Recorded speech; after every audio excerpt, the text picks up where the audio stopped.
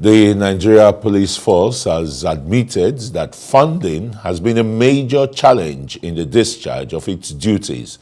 The police admission is contained in a statement by its public relations officer Olumuyiwa Adejobi, denying allegations of corruption, inadequate funding, and accusations that police officers rely on unofficial sources of funding, including bail payments for operations. The police statement describes the published report as fake, misleading, and an attempt to run down the system and discredit the police authority, prompting the Inspector General of Police to order an investigation to identify those responsible for the misinformation. Okay, let's interrogate this matter further with a RISE analyst and lawyer, Tietie. Very warm welcome to Newsnight. I mean, the police is ever in the news as the first line or, frontline security agency to ensure law and order, and it's a great yeoman's job that members of the Nigeria Police have been doing. When you visit some of the police formation stations and the rest, no electricity sometimes, no what you call it, charge sheets, paper to write your reports and the rest, Sometimes complainants and the accused are made to go and buy this.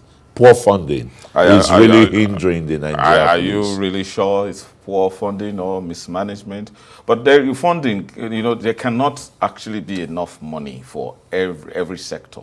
But we're talking about a very critical sector like security. See, the truth about it is that, yes, there is a tacit acknowledgement that by the police authorities that there is inadequate funding. But somehow it is trying to be politically correct by saying that it's misinformation and denying and trying to substantiate the fact that the authorities are doing well. Nobody is accusing the authorities. I think those who have brought out this report are actually trying to help the situation because the reality on ground, and the police authorities know, is that the police stations are decrepit, and the actual report being denied by the police is actually alleging that police divisions, as the divisional police officer, receives a paltry sum of about 30,000 naira probably in a period of a year, because even though the report says that for a quarter to manage a division, a whole division, I'm sure you know what a division is.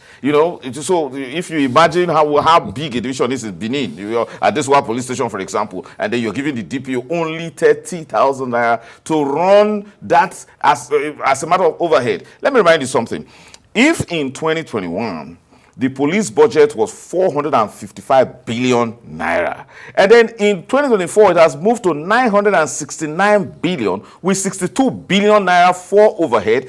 There shouldn't really be a justification for why divisional police stations should not be adequately funded, to the extent that police officers have now been reduced to seeing either complainants or suspects as customers who are there to be extorted to be able to fund the divisions. I think the only and the best way the police authorities should have responded to that piece of report is by publishing. The divisional police officer in Idimu police station, yes, had charged both a complainant and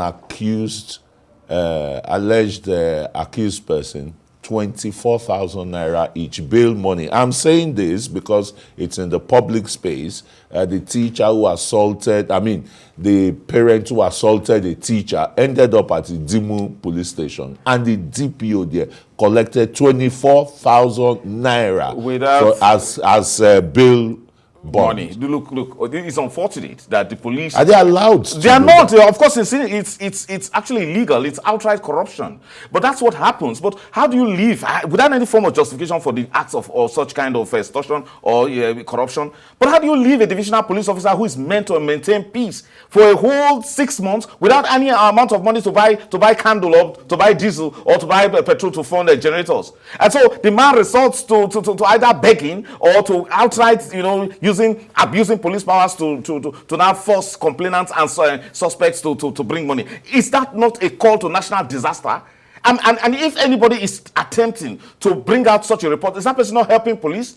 Let me tell you, we're winners in this country where Kenny Martins and co. attempted to help the police because reports were there that the police was being highly underfunded, and then the sum of about 7 billion naira was raised for the police at that time. But what was interesting about it was that Kenny Martins and his friends were arrested for having taken 10% for raising money to fund the police. Meanwhile, look, if we don't get reports like this, would we see people like Dangote Foundation giving 150 patrol vehicles, brand new patrol, absolutely brand new patrol vehicles to the police? State governments now, giving. You see, so these reports are necessary because they are matters of fact. Like I was trying to say before I was interrupted. You see, the police authorities would have done better by publishing the amounts that they have sent to these divisions. I understand with the authorities because the very DPO that is being haunted now, who gave that information to that reporter, he said, acknowledge that, look, it appears that the force headquarters in Abuja here may not necessarily be aware of some of the divisions that have been established in far away in the hinterlands, and as such may not be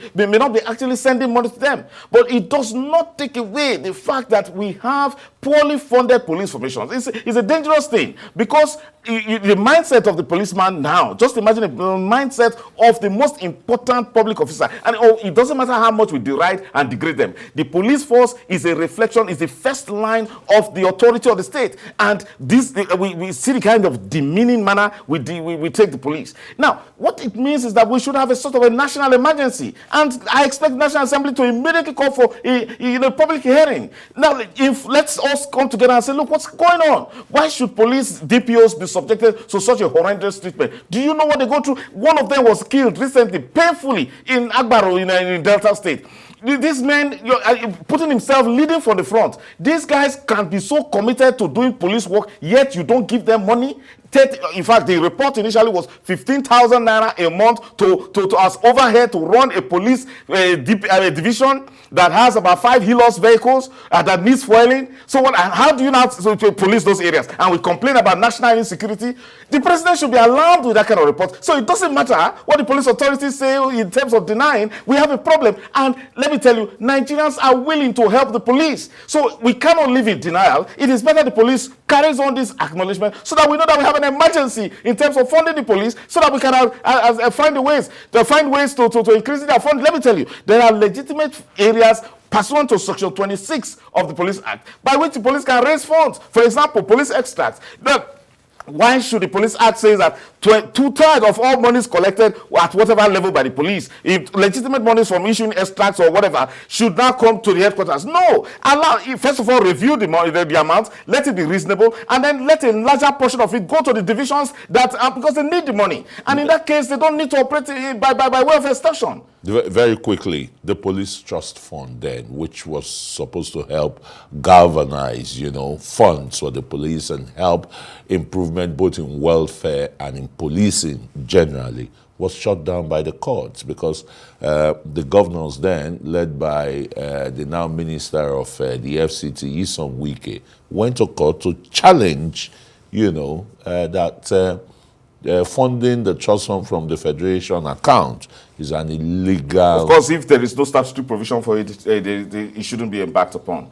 What we really should be looking at is ways of harnessing funds from the private sector to support the police, because the private sector is actually the most important, the first and most, easily, that uses the services of the police at most. And at that point, we should also be looking at issues of police reforms so that we can make statutory provisions for funding beyond the Federation account, beyond the budgetary allocations that go to the Ministry of Police Affairs, much of which goes for the payment of personnel. In this case, it has now, what this report has shown is that there is need to actually fund the police.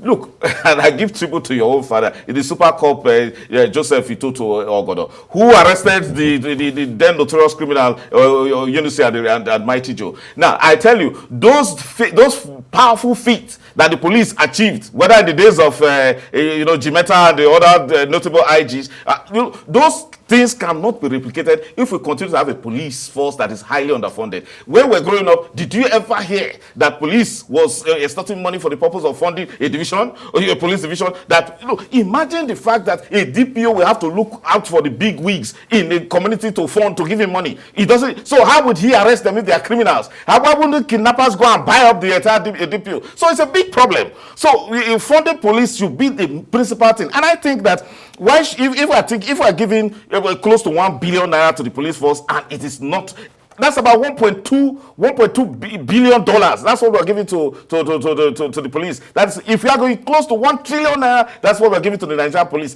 And you cannot buy, and the DPO cannot buy petrol to fund generator, and they cannot buy batteries for what do you call it, for walkie-talkie and the rest.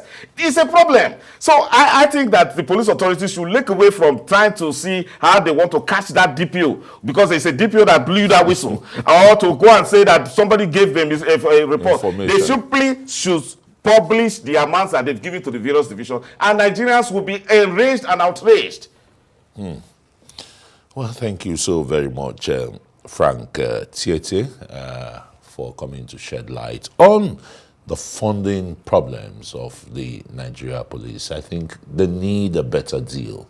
We need a better deal. Look, we need a better deal. It is in our interest. Yeah. You see, no matter how you demean the police job, for goodness sake, we can't sleep at night if there is no policeman. In the FCT today, so why are we playing with the most important persons? Because the most important role of government is to provide, first of all, security, nothing more. Absolutely. And then the people that provide the security, look at them, look at the way they operate, look at their mentality. You deny them funds, you deny them a healthy self-esteem, and then the tools to even do the work, you don't give it to them, and then you send them with a gun and say, look, go and find money to buy fuel and to buy whatever you need to police your division. What kind of thing is that? Is that not a national disgrace? And then all the police is concerned is that it's bothered about somebody who brought out that report. That DPO should be promoted. Whoever brought out that report, he should be promoted and not punished. Thank you very much, Frank Tietie. I can understand your passion and the passion of Nigerians on this subject matter.